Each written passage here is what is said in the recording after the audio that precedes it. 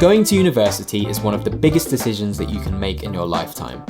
For me, this decision wasn't really given enough thought, and I'm embarrassed to admit that it was primarily informed by other people's expectations and opinions. With little understanding of what I really wanted from life, going to university caused me to inadvertently do something that I'd never done before, which was to voluntarily invest in my future by taking on a mountain of debt, without having any real idea of how debt and investing even works, and the real-world implications that it can have on our futures. Don't get me wrong, getting a university degree can be a fantastic way to broaden your prospects, and I know that in some strange way, I wouldn't be doing what I do today without it. However, there's one thing that I wish I'd understood beforehand, which would have drastically changed my entire attitude towards my future.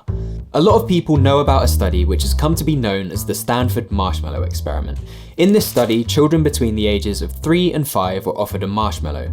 The researcher told the child that they needed to leave the room for 15 minutes. However, if they didn't eat the marshmallow, they would be given 2 instead of 1 once they get back. Despite it being amusing to see how children tackled this momentous challenge, what's interesting is that the researchers discovered that several years later, the children who were able to defer gratification and hold off on eating the single marshmallow were more likely to have higher SAT scores and fewer behavioural problems in later life, which may illustrate the significance of instant versus delayed gratification, which perfectly illustrates something known in economics as time preference theory. If we translate this into a less sugary example, you could think of the single marshmallow as, say, $10,000. You could do 2 things with that money. You could go out and buy yourself some brand new drip and put down a deposit on a brand new car, which would be instant gratification because of a high time preference. Or you could invest that money into business and real estate and turn it into, say, $20,000 down the line, which would be delayed gratification because of a low time preference. So, as a rule of thumb, if you have a higher time preference, it's likely that you'll actually end up with less in the long run compared to someone with a low time preference, because you want to enjoy things in the moment. Adversely, by having a low time preference, you're likely to end up with more, because you can see the higher reward in the future due to investment. However, because in an abstract way, our time actually equates to money, it's not just related to appreciating assets and depreciating liabilities.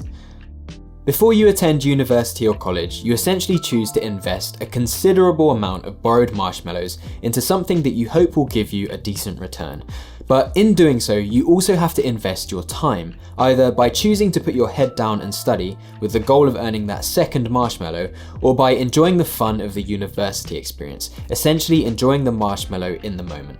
This isn't to say that you can't have both, but unfortunately, deciding on a high time preference is a mistake that I made in my first and second year, which lowered my chances of getting a decent grade and the increased job prospects that it brings. Because of this, I really had to make up for it in my final year of my undergrad, which made things a lot harder because I didn't hone my skills or my self-discipline in the first 2 years, which unfortunately ended up affecting my final grade. In hindsight, I'm realizing that I actually lived a lot of my 20s this way, choosing to indulge in the present moment because of my high time preference and the lack of ability to plan for the future. This is why I say it's one thing that I wish I'd known before university, because really time preference affects every single area of life. Enjoy the instant gratification of fast food every night, suffer the health consequences later. Try to get ahead through dishonesty or conniving, and suffer the damage to your reputation in the long run. This is why I'm beginning to realize that the people in life who we most admire usually work really hard and are in it for the long run. Often what causes us to make poor decisions for our futures is our desire for consumption and enjoyment in the moment. So understanding the idea of time preference is actually a big factor towards why I find minimalism and productivity to be so appealing. Because these things address the pitfalls of the hedonic treadmill and cause us to be intentional about what we really want, helping us to make better decisions in the long run. As you can probably see, I'm not a robot, so I'm not saying that you shouldn't enjoy yourself, but I do think that these things need balance by having an informed estimation of what you find to be important. A huge stockpile of marshmallows doesn't really count for much if you don't eat and enjoy them, but running out of marshmallows is no fun either. When we decide to eat our marshmallows is purely up to us, so I think really what matters is just understanding how time preference can affect us, so we can make the most educated choices for our own lives and preferences, rather than just defaulting to what everyone else around us is doing. I'm definitely not smart enough to be an economist, but I'm realizing that by choosing to have a lower time preference, it can get us to a point where we have enough marshmallows to turn down the work that we don't really want to do, like working 4 days a week instead of 5, or turning our hobbies into businesses, which I think might be a much more fun way to live, especially if you can make the journey fun along the way too. Because of this, I like to partner with affordable resources like today's sponsor, Skillshare, which is an online learning community with thousands of inspiring classes for creative and curious people. On there, you can explore new skills, deepen existing passions, and get lost in creativity. And you can check out classes on things like photography, cooking, animation, coding, and more.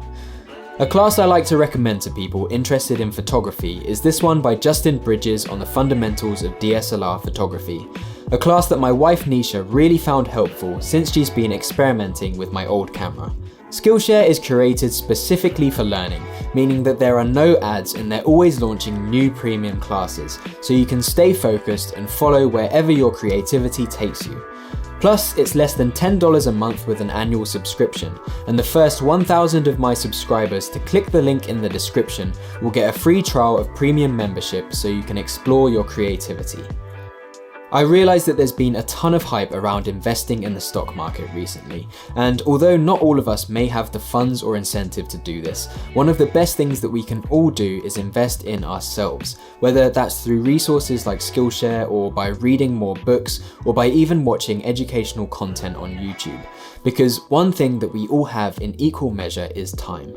Hopefully you guys found this video useful, and if you did, hitting the like button for me would really help the channel out. Also, if you're new here, I post videos similar to this one every 1 to 2 weeks, so subscribe if that sounds like something that you'd be interested in. And if you're interested in seeing more on this particular topic, you may enjoy the video that I made last year on financial freedom and spending. Once again, thank you guys for watching, stay safe, and I will see you in the next video.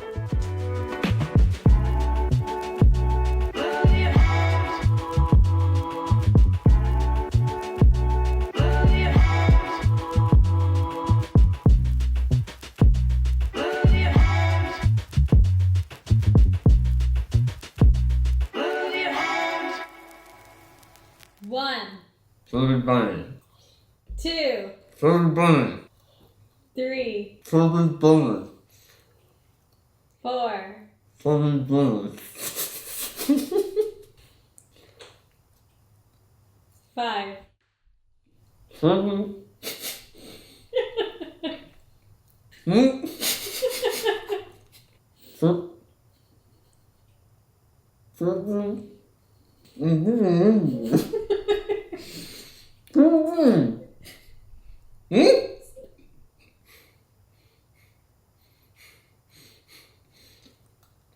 Six.